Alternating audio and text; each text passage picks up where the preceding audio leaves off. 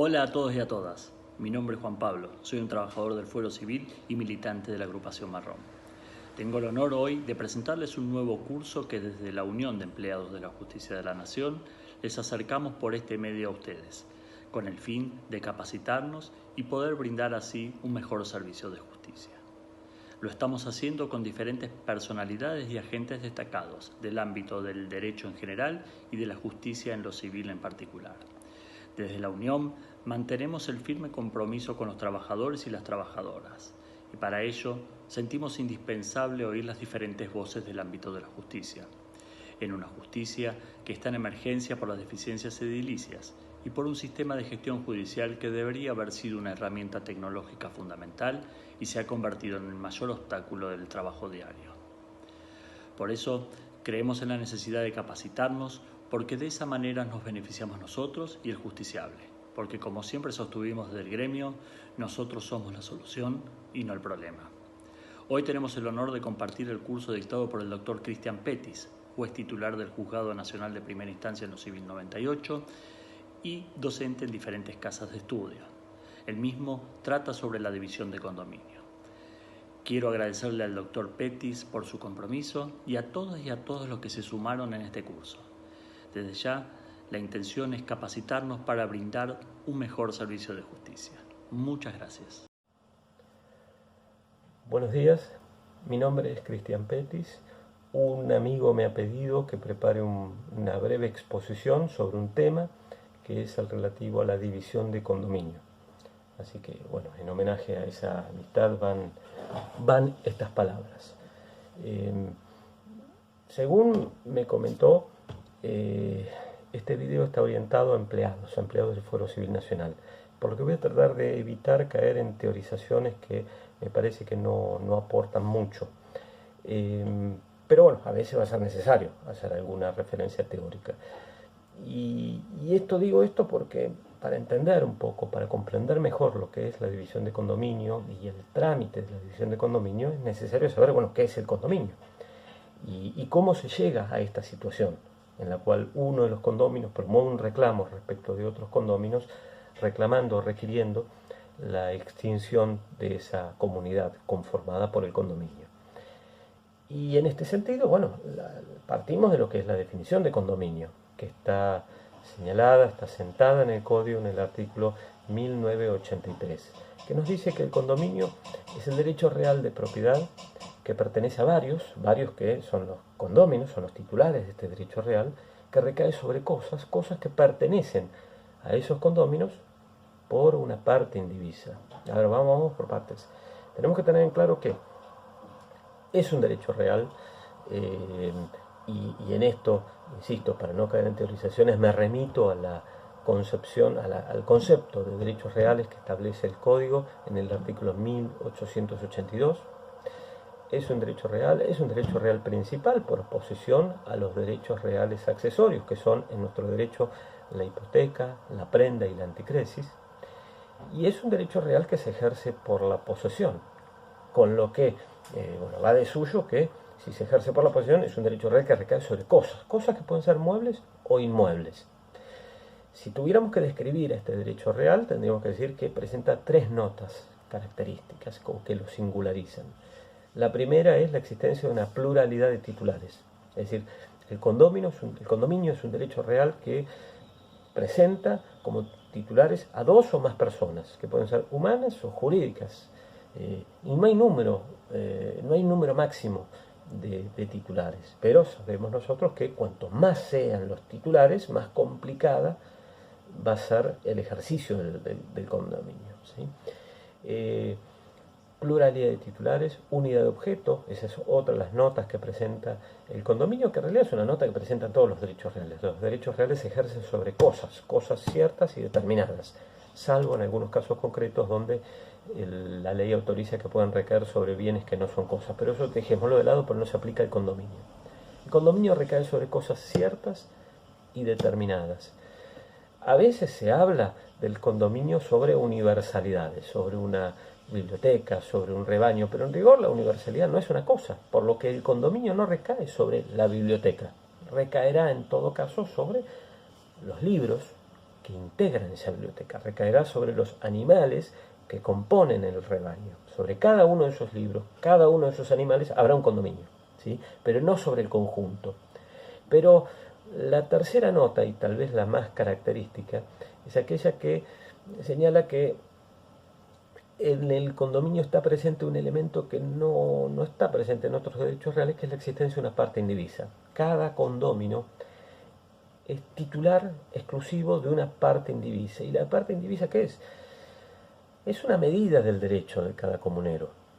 Se expresa en una fracción, en una medida, un tercio, un medio, ¿sí? Cada condomino es titular de la cosa en esa medida. Pero hay que tener en cuenta esto, que la noción de parte indivisa no se vincula con una parte materialmente determinada de la cosa. La parte indivisa se proyecta sobre toda la cosa. Cada molécula de la cosa le pertenece en condominio a todos los titulares. Todos los titulares son titulares de toda la cosa, ¿sí? Son propietarios, copropietarios de toda la cosa en una medida que es la parte indivisa. Sabemos que el condominio, bueno, ¿cómo nace esta figura? Bueno, nace habitualmente del contrato, cuando dos o más personas adquieren una cosa, naciendo de ese modo un condominio entre todos ellos, o cuando el titular, el dueño, enajena no la cosa, sino una parte indivisa en favor de otro. Bueno, ahí nace el condominio. Pero también hay otras fuentes, como por ejemplo el testamento, o mejor dicho, el testamento que contiene un legado de cosa cierta en favor de dos o más personas. Es decir, también pueden hacer por voluntad del causante. Y otras fuentes son a veces la ley, es el caso del condominio sobre muros, cercos y fosos, ¿sí? También conocido como medianería, o el condominio que recae sobre cosas, muebles indispensables que son accesorias al uso de dos o más inmuebles, ¿no? Y otros supuestos más, qué sé yo, el caso del tesoro, ¿sí? Si una persona encuentra un tesoro en un inmueble ajeno, bueno, nace ahí un condominio porque así lo dice la ley. Hay otras fuentes más de este derecho.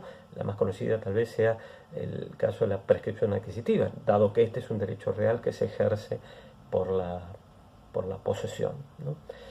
Y por supuesto también los modos de adquisición. Muchos de los modos de adquisición del dominio son aplicables al condominio en la medida en que en esa adquisición intervengan dos o más personas. Me remito acá a los supuestos de adquisición por accesión, transformación, apropiación, etc. No me voy a meter más con el condominio, simplemente voy a decir que una de las facultades más relevantes que se le acuerdan a los condóminos es precisamente la de pedir la partición.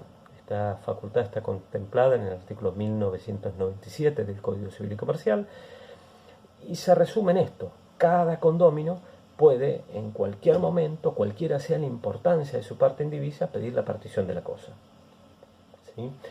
Y por más que los demás estén en desacuerdo, en principio, a menos que medie alguna causa que impida o postergue la división, ese derecho tiene que ser admitido, ¿sí?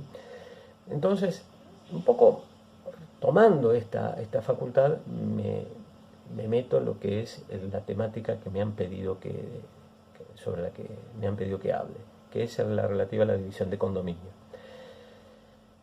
Tenemos, obviamente, si un condomino, ejerciendo la facultad que le acuerda el artículo 1997, le reclama a los demás la extinción del condominio, insisto, a menos que exista alguna causa que impida esa división, como por ejemplo podría llegar a ser un pacto que firmaron los condóminos para no dividir la cosa. Bueno, los pactos de indivisión están permitidos por un plazo, que en el código son 10 años. Si se ha firmado un pacto de indivisión y todavía no transcurrió ese plazo, bueno, el pedido de un condómino que se proceda a la partición, en principio, no podría ser admitido. Lo mismo si la indivisión es impuesta por el causante, es decir, así como el causante puede crear el condominio, también le puede imponer a los legatarios de esa cosa cierta la indivisión de ese derecho real. Pero bueno, si un condomino le reclama al otro la división de condominio, le reclama la partición, y estos están de acuerdo, bueno, la cuestión se va a resolver en forma extrajudicial, sin mayores problemas. El tema está cuando no se ponen de acuerdo, sea en hacer la partición o en el modo de hacer la partición, ¿sí?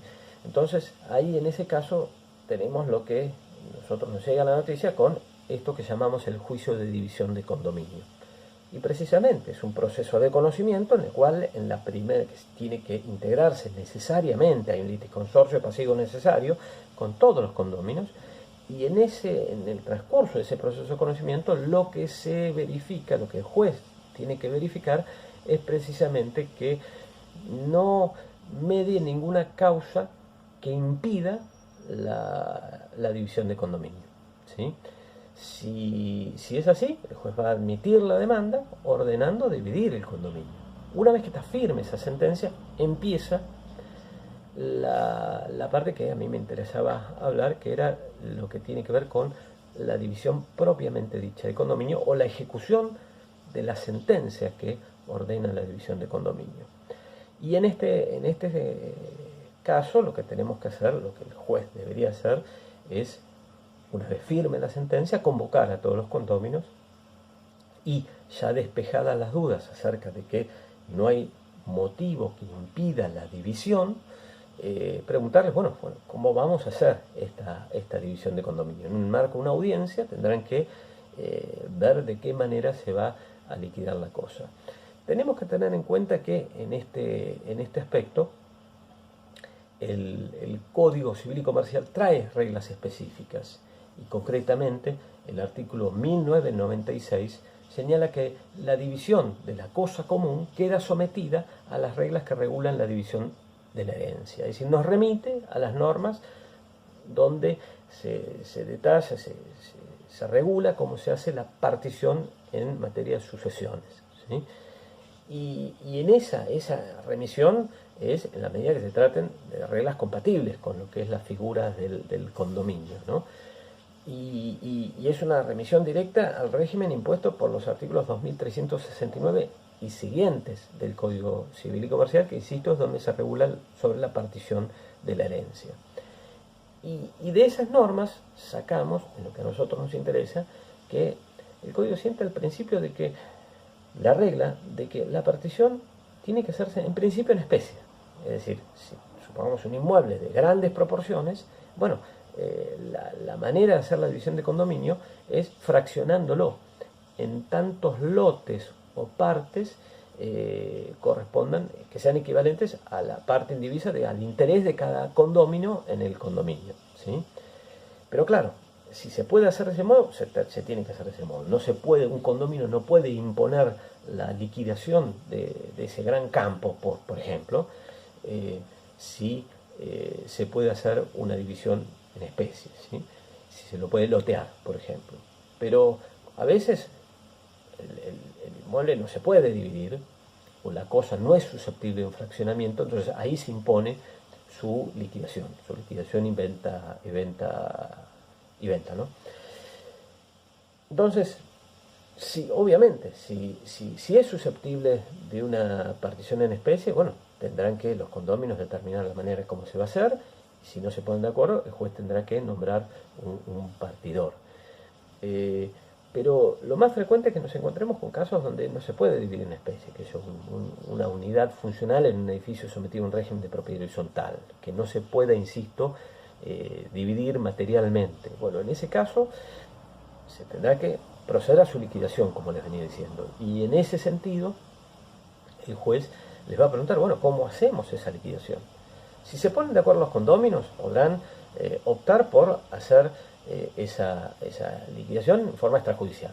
Lo más común es encomendando a alguna inmobiliaria que proceda a que ofrezca en venta ese inmueble. Si aparece algún comprador, se formalizará esa compraventa entre los condóminos de un lado y ese interesado por el otro, y del producido de esa venta, del precio que se paga, se distribuirá en función de la parte indivisa que le corresponde a cada uno. Si también nada quita que un condomino pueda adquirir la cosa común pagándoles o desinteresando a los demás condóminos, ¿no? Bueno, pero si no se ponen de acuerdo, en el precio, si no se ponen de acuerdo en la inmobiliaria que va a intervenir, si no se ponen de acuerdo en las demás condiciones de venta, bueno, es ahí donde aparece el rol del juez, ¿no? Que va a tener que, en todos aquellos casos donde no exista conformidad, ahí deberá intervenir y, por ejemplo, si no se ponen de acuerdo en qué inmobiliaria, bueno, tendrán que de alguna manera hacerse en forma judicial, es decir, se hará lo que se llama la subasta. Subasta que no es la subasta forzosa, que es aquella que es instada por un acreedor, ¿sí? Que ya obtuvo una sentencia de venta, una sentencia de remate o que tiene una sentencia dictada en proceso de conocimiento, sino que es la subasta que llamamos voluntaria. ¿Voluntaria por qué? Porque es impulsada por los condóminos, ¿sí? Y esto es importante porque va a incidir y tiene diferencias con la subasta forzosa, ¿sí? Donde el trámite es incitado por un acreedor. Acá el trámite es incitado, insisto, por los propios condóminos o copropietarios, ¿sí? De ahí que el artículo 559 del Código Civil, que se refiere a la subasta voluntaria, nos dice que el trámite de esta subasta se va a regir por las reglas que regulan la subasta forzosa, en la medida que sean compatibles, ¿sí? En la medida que no exista, que fueran conciliables de alguna manera. Y esto tiene importancias prácticas, porque supongamos que en esa audiencia no logramos ponerlos de acuerdo a los condóminos y el juez tiene que, a pedido de uno de ellos, avanzar en lo que es la liquidación de la cosa común. Y en ese sentido, el juez lo que le va a tener que preguntar, bueno, ¿a través de qué martillero lo vamos a hacer? Si se ponen de acuerdo, el juez tendrá que designar al martillero que ofrecieron o que proponen los propios condóminos. Pero si no se ponen de acuerdo, ahí el juez va a tener que designar al martillero que va a intervenir en esa venta. Y tengamos presente eso, el martillero va a actuar como mandatario o comisionista de los propios condóminos. Esto no quiere decir que no esté sujeto a las instrucciones que le indique el juez, pero no es técnicamente un auxiliar del juez, sino, insisto, un mandatario o comisionista de los propios vendedores, que son los condóminos. ¿Y qué consecuencias tiene esto que estoy diciendo? Y tiene consecuencias de que la comisión del martillero, es decir, primero la designación ya, como les dije, corre por cuenta de los condóminos, a menos que no se pongan de acuerdo, en cuyo caso ahí lo designa el juez. La retribución la determinan los enajenantes, ¿sí? Y si no, la va a determinar el juez según los usos y costumbres. Y las pautas de su intervención la van a dar también los enajenantes, los propios condóminos, que le van a dar las instrucciones, y en lo que no se pongan de acuerdo lo va a tener que decidir el juez. ¿Cuáles son esas condiciones, esas indicaciones que le pueden dar? Todas las que tienen que ver con las condiciones de venta, que tienen que ver con la base, es decir, a qué precio se va a vender la cosa. Eso lo van a determinar los condóminos y, insisto, cuando no se pongan de acuerdo, ahí va a ser el juez el que determine el valor de la venta. Otras condiciones tienen que ver con la retasa, ¿sí? Recuerden ustedes que el artículo 585 del Código Procesal dice que si fracasa la subasta se espera un tiempo y se lo saca nuevamente con una base inferior. Bueno, esto no necesariamente se aplica en la subasta voluntaria y podrán los condóminos decidir que si no se vende se lo saca de la venta, o se espera media hora y se lo saca con una base distinta, o se espera varios días y se lo saca con otra base. Esto ahí los condóminos son los que tienen que decir, porque, insisto, son ellos los que venden, ¿sí? Y también podrán los condóminos determinar el plazo en que deba pagarse el precio de subasta. Entonces, todo lo que son las condiciones de venta van a ser fijadas por los condóminos, y solo en caso de discrepancia el juez. Una última cosa que quería señalarles tiene que ver con el embargo. El embargo, ¿es necesario el embargo? Sabemos que en la subasta forzosa sí, lo impone el artículo 561, pero en materia de subasta voluntaria en estricto sentido no es necesario porque, insisto, se trata de una subasta que se hace a requerimiento de los propios interesados, ¿sí? Sería deseable que hubiera un embargo, porque el embargo para nosotros tiene una eficacia que es no solo poner el inmueble o la cosa que se está sacando a la venta a disposición del juez, sino tiene esa ventaja de que le da publicidad a la subasta misma, al procedimiento de la subasta. Uno cuando ya inscribe un embargo, ya el propio proceso está publicitado a partir de la publicidad registral del embargo. Pero nada quita que cuando el juez disponga la subasta voluntaria, ordene la subasta, mande a anotar como una cautelar innominada ese decreto para que, insisto, los terceros interesados puedan tomar conocimiento de que este inmueble está, o esta cosa está en vías de ser vendida, y de ese modo puedan activar las medidas en resguardo de sus derechos. Y también, y con esto concluyo, tiene que ver lo que le señalaba respecto de esos terceros. Puede ocurrir que sobre la cosa, supongamos un inmueble, que sobre el inmueble recaigan embargos. Y la pregunta que nos hacemos es, bueno, pero hay que citar a esos acreedores. Bueno, si fuera una subasta forzosa, la respuesta inequívoca es que sí, que hay que citarlo, porque así lo impone el artículo 575 del Código Procesal. Y entiendo que sí, que igual solución se impone en la subasta voluntaria. Sobre todo si vamos a pretender luego levantar esos embargos para entregarle la cosa libre de gravámenes a quien la adquiera en la subasta. Así que la regla es convocar a los condóminos a una audiencia, preguntarles si se ponen de acuerdo, es decir, instarlos a que se pongan de acuerdo para que esto no tenga que transitar el camino, la vía judicial, y eventualmente, si no se ponen de acuerdo, tratar de determinar todas las condiciones de venta. Y eventualmente, si llega a haber embargos o medidas cautelares respecto del inmueble, citar a quienes las dispusieron. Obviamente esto no corre respecto a la anotación de litis. Si sobre el inmueble hay una anotación de litis, no hay que citar al juez. Simplemente la anotación de litis publicita ese otro proceso en el cual se dispuso la medida, pero insisto, no es una medida que opte a la venta ni que justifique que el juez disponga la citación de ese otro magistrado que dispuso la anotación de litis. Bueno, me recontrapasé con el tiempo, pero bueno, espero que esto les sea útil.